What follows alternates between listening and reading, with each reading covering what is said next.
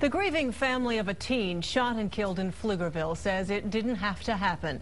But today we learned more about the motives of the man who pulled the trigger. Joseph Reuben Anderson is in jail charged with manslaughter for fatally shooting 18-year-old Daquan Wilson outside Anderson's house. KXAN's Jarrod Wise joins us live with new details tonight. Jarrod?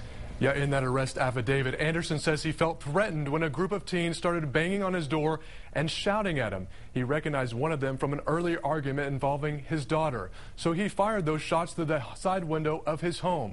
But he told police he didn't intend to hurt anyone, and it wasn't until a phone call minutes later by police that he realized one of those bullets had killed someone. I never knew him to get in any trouble. That's why, it's such a shock to everybody. Jasmine Heskey fights back tears as she visits the makeshift memorial for her friend and former classmate Daquan Wilson. Oh, man. She joined other former classmates laying out flowers, candles, even his favorite junk food. But it doesn't ease the pain. The funny faces he'll make, the funny things he will say, and it just hurts. It really hurts.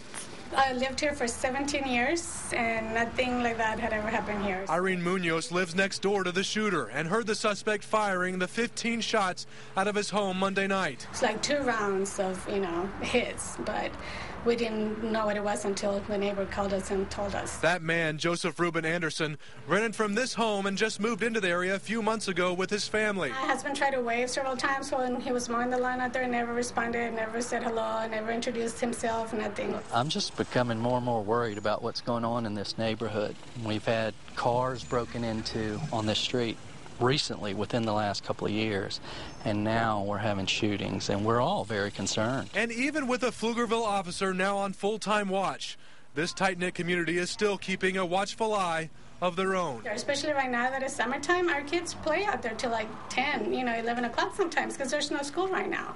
So, that's disturbing because it could have hit, one of our kids as well. Now, we tried to make contact with Anderson's family today. The owner of the property who rents from the family told us the family wants to be left alone for the time being. Anderson remains behind bars. His bond is set at $125,000. Reporting live, Jarrod Wise, KXAN, Austin News. Jarrod, thanks a lot. Well, Texas DPS has a new most wanted list of dangerous fugitive sex offenders. One of them, Leonard Eugene Wilson, is from Austin.